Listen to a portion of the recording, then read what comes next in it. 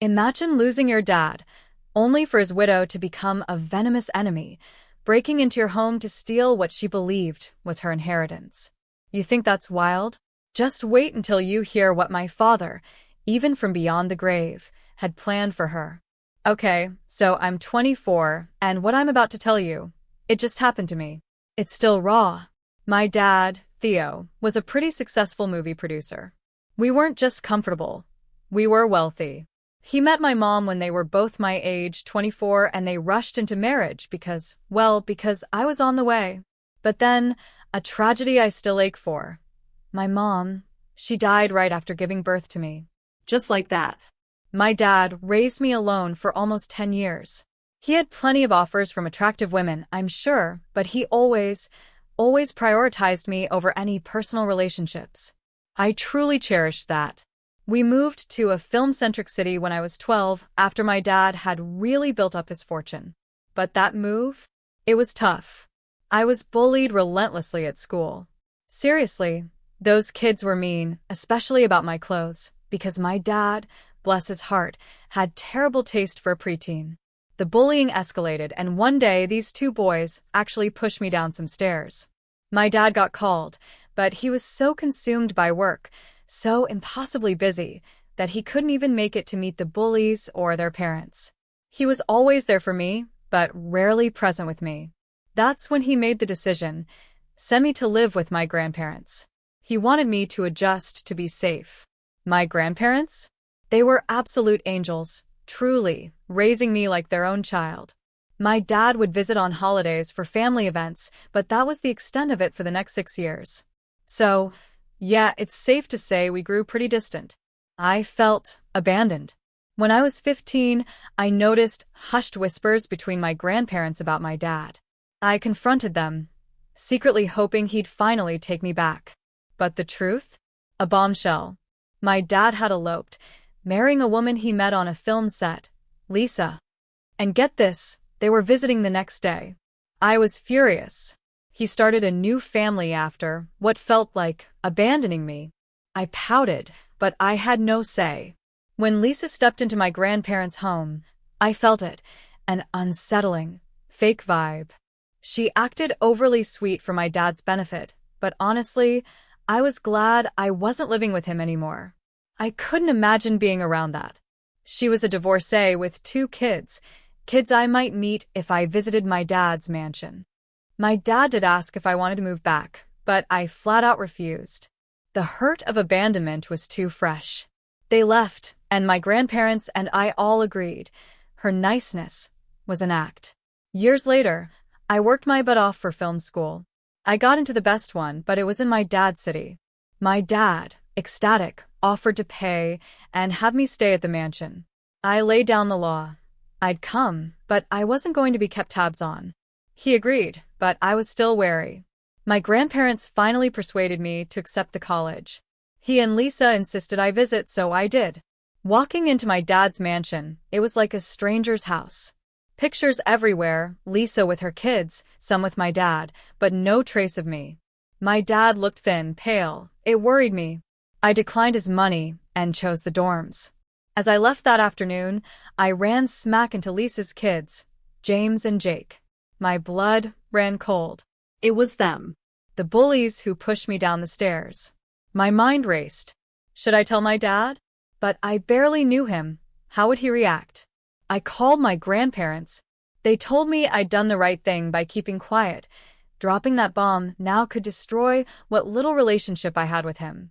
So I just nodded, exchanged polite, hollow words with James and Jake, then practically ran out. My grandparents had always kept me updated on James and Jake's shenanigans. Turns out, their biological father was a wealthy businessman who didn't want to abandon his kids. But Lisa? She somehow concocted this story about domestic violence, dragging the kids into her new marriage with my dad. My dad, he never wanted more children, but he agreed for Lisa. He'd known James and Jake since they were 15, and they never once failed to remind him that he wasn't their father. Never.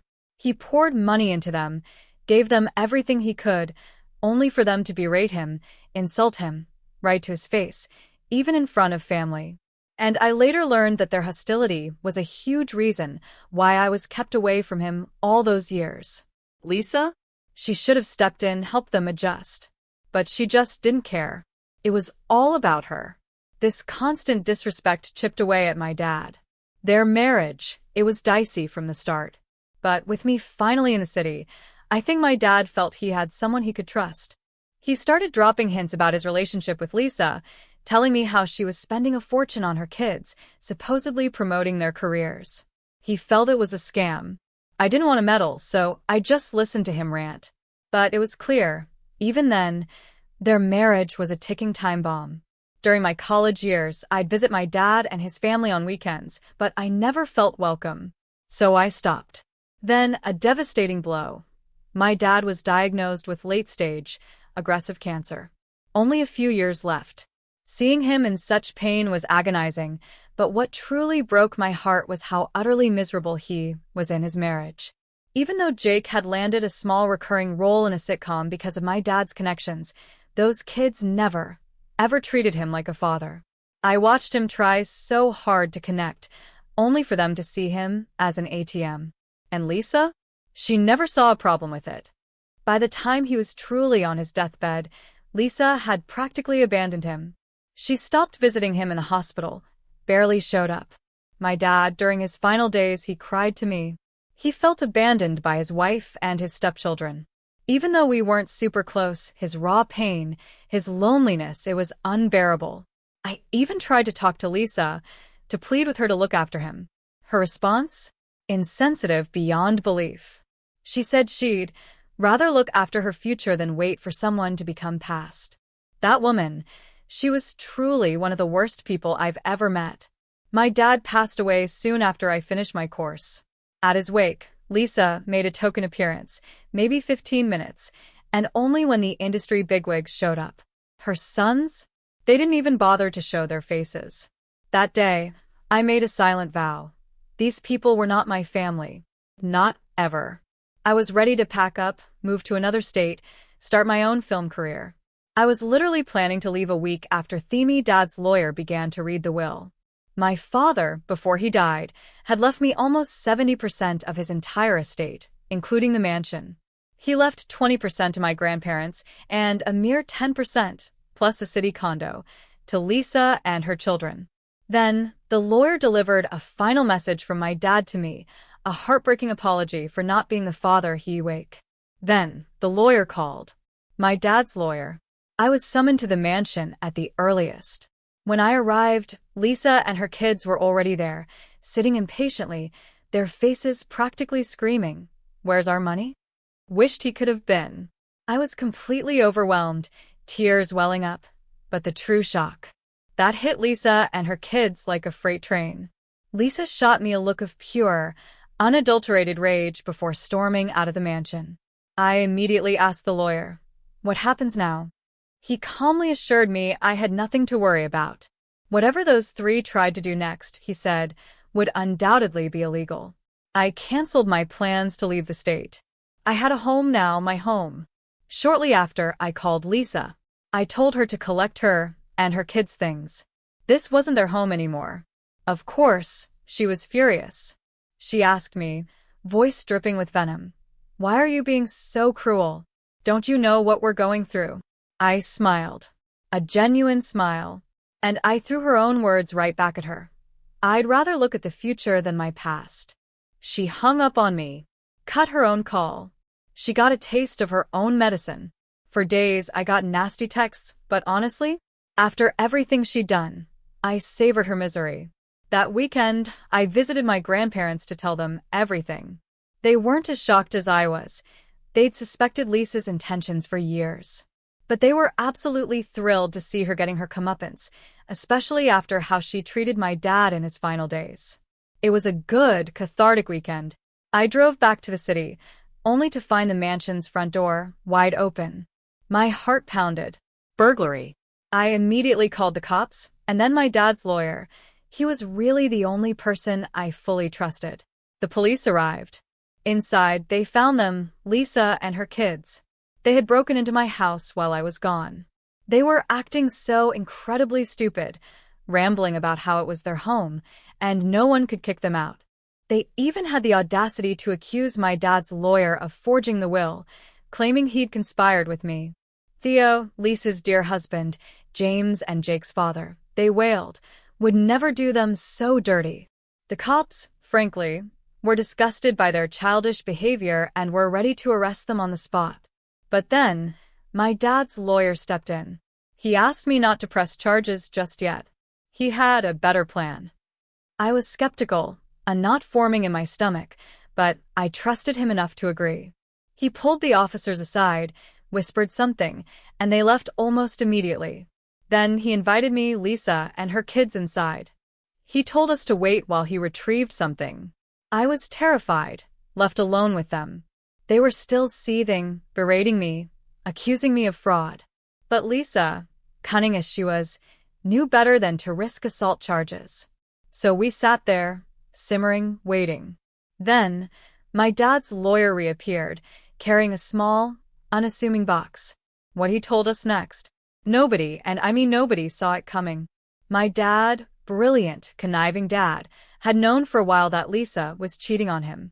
It started when he got sick, and her behavior shifted so drastically. He'd confided in his lawyer, and to safeguard my future, he'd added an incredibly specific clause to the will. Lisa's share could increase by 30%, taken directly from my inheritance, but only if she had remained faithful to him until his death, and only if she consented to this arrangement. Lisa's eyes lit up like Christmas. She immediately, eagerly, said yes. The lawyer handed her a paper to sign, consenting to this very specific deal. Her face was radiating greed.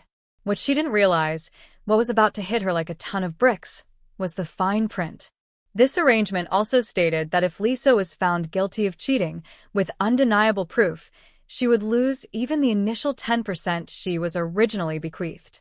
She signed it anyway, convinced there was no way any proof of her infidelity could ever surface.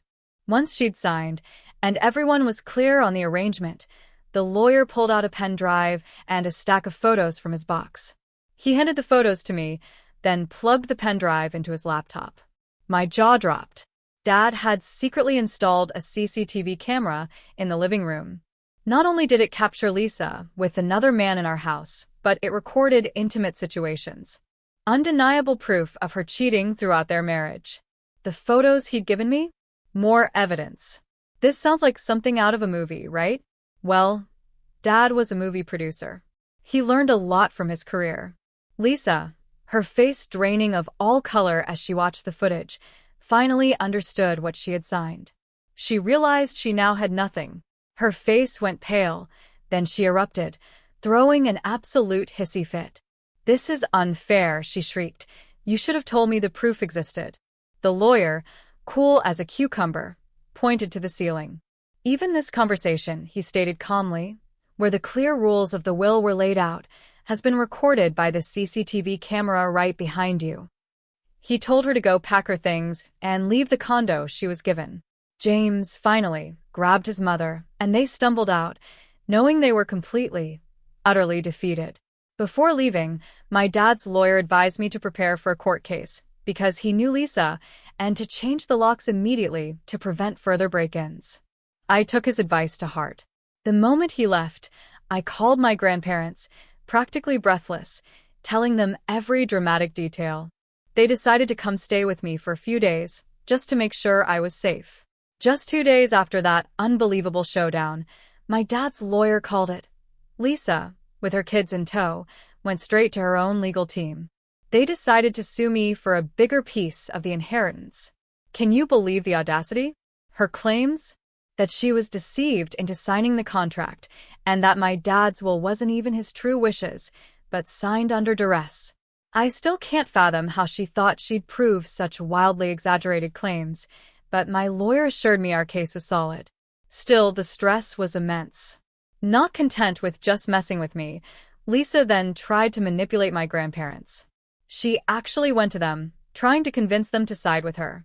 When they shut her down, she went full gaslight mode, trying to twist things, saying I was the reason they got a smaller share of their own son's property.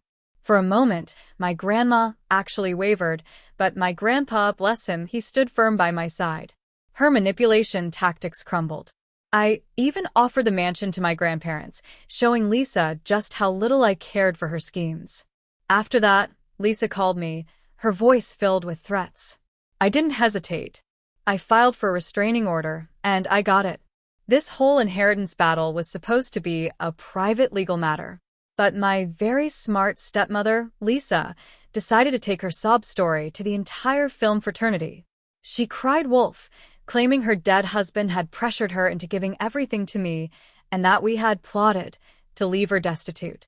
People knew my dad, knew what a good man he was. They saw right through her. Most called her bluff, some even suggested she get help. Her pathetic attempt to garner sympathy backfired spectacularly. Jake, her precious son, even lost the job he'd gotten because of my dad. The production company didn't want to be associated with someone so controversial. The downside to all this? Local tabloids picked up the story, and they've been hounding me and my grandparents for comments. My lawyer's telling us to stay silent, but it's getting harder by the day to avoid the negative attention. Hey again, it's been a few more chaotic days, and things have only gotten worse. I truly didn't expect this, but Lisa found terrifying new ways to escalate. After losing all credibility and seeing Jake lose his job, I thought she'd back off. Wrong. She doubled down, targeting not just me but my friends and family, spreading venomous lies to isolate me. First, my lawyer received a letter from Lisa's team, claiming I was emotionally unfit to manage the estate. Her twisted argument? I was too deep in grief. A low blow, weaponizing my pain, especially when I'd been working so hard. Worse, Lisa claimed I had a history of mental health issues, incapable of rational decisions. The letter even listed concerned family friends she'd supposedly spoken to, some I hadn't seen in years. I don't know how she convinced them, but it was clear she was trying to make me seem unstable, insane. My lawyer reassured me it was a desperate attempt, that our evidence of my capability was solid. But the lengths she'd go? Chilling. Then, mutual acquaintances told me Lisa was contacting my dad's former business partners, trying to ruin my reputation, making it seem like I couldn't continue his work. Luckily, most knew my father too well to dismiss her ramblings. But the final straw? Just yesterday, my car was vandalized. Keyed, with a nasty note. "Karma's coming for you." I can't prove it was Lisa, but given everything, it feels exactly like her. I filed a police report, but without evidence, there's little they can do. Still, it left me absolutely rattled. This is spiraling beyond legal battles. It's outright harassment. My lawyer and I are preparing to bring up the restraining order again, along with the harassment and defamation. I'm not just defending myself legally. I'm fighting for my sanity, my peace of mind. Every time I think Lisa has hit rock bottom, she drags me back into the chaos. It feels like I can't escape. My grandparents, my rocks, are fed up too. My grandpa even suggested selling the mansion, moving far away for a fresh start. It's tempting. Leaving all this toxicity, building a new life where Lisa can't touch me, sounds like a dream. But this was my dad's home, you know? It's been an absolute whirlwind since my last update, but I can finally tell you, things have reached a turning point. Lisa was officially dragged into court, and let me tell you, it did not go her way. After months of this exhausting, draining legal mess and endless threats, the court finally ruled in my favor. They completely shut down all her ridiculous claims about being deceived and about my dad being coerced. It was so clear that Lisa and her lawyer were just grasping at straws, trying to conjure a case out of thin air. When the judge delivered the verdict, I watched Lisa's face. Pure, raw shock. She'd spent all this time so convinced she could manipulate the legal system, just like she manipulated everyone else. But it didn't work.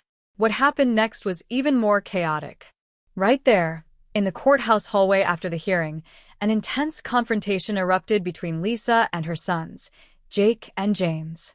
I couldn't catch every word, but I could tell her sons were furious with her for losing the case. They'd obviously assumed they'd walk out with a better deal, and when it became clear Lisa's lies had led them straight down a dead end, they exploded. There was so much yelling. At one point, Jake stormed out of the building, leaving Lisa and James stunned. James followed soon after, and from what I gathered, they were absolutely not on speaking terms anymore. Later that evening, I got an unexpected call. It was Jake. He apologized for how everything had turned out, admitted that he and his brother had been utterly blind to what their mother was truly doing.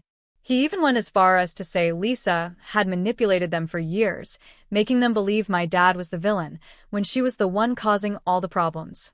He asked if we could meet, talk things over. But honestly, I wasn't interested. After everything, I have zero desire to get involved with them again. I thanked him for the apology, but I made it crystal clear. I'm not interested in any kind of relationship. I've been through too much. The absolute last thing I need is to be dragged into more drama with Lisa or her sons. They made their choices, and now they have to live with the consequences. I wished them well, but told Jake it was best for all of us to move on separately. Alright, this is it. The final update on this whole wild saga. Things have finally been sorted out. It's been a few months since the court case wrapped up, and honestly, it's a relief beyond words. After everything Lisa put me through, the court's ruling felt like a huge weight lifted. There was no sympathy left for her, not from me, not from her sons, and certainly not from the public. She tried so hard to manipulate and lie her way into a bigger slice of my dad's estate, but in the end, all she got was public humiliation. After court, I released a short statement through my lawyer. I wanted to avoid more drama, so I kept it simple. The will was legitimate, the court confirmed my father's wishes, and Lisa's actions had been incredibly hurtful. I made it clear I wouldn't comment further, focusing on moving on. Since then, Lisa's situation only spiraled. Her desperate attempts to play the victim backfired spectacularly. The industry my dad helped her break into? They've completely turned their backs on her. Nobody wants to work with someone who airs their dirty laundry so manipulatively. Word got around about her lies. Last I heard, Jake and James cut ties with Lisa completely. They moved out of the condo and haven't spoken to her since. Through mutual acquaintances, I heard they've tried to find work, but no one wants to take a chance on them. It's sad, I guess, but I can't feel bad for any of them. They stood by Lisa and went along with her lies. As for my grandparents, they've been my unwavering support. After everything settled, I offered them the mansion. As a gift. They were hesitant, but eventually accepted. I know my dad would have loved for them to have the house. It feels like the right thing to do. And honestly, it gives me so much peace of mind knowing it's in such good hands. They're already planning renovations, keeping the heart of the home intact. It'll be their space now, and I'm genuinely happy for them. And me? I'm finally moving on to a brand new chapter. A huge project came up overseas, and I'm taking it. It's a massive career opportunity, and it couldn't have come at a better time. After everything with Lisa, I just knew I needed a fresh start. A complete change of scenery, new challenges, a chance to focus on myself and my work, far away from all the toxicity that's plagued me for years. Before I leave, I'm spending all my time with my grandparents, savoring every moment. This whole experience has taught me so much about family, about betrayal, and about fighting for what's right. What about you? Have you ever had to fight for what was yours, or deal with someone trying to take advantage of a difficult situation? I really want to hear your stories in the comments below.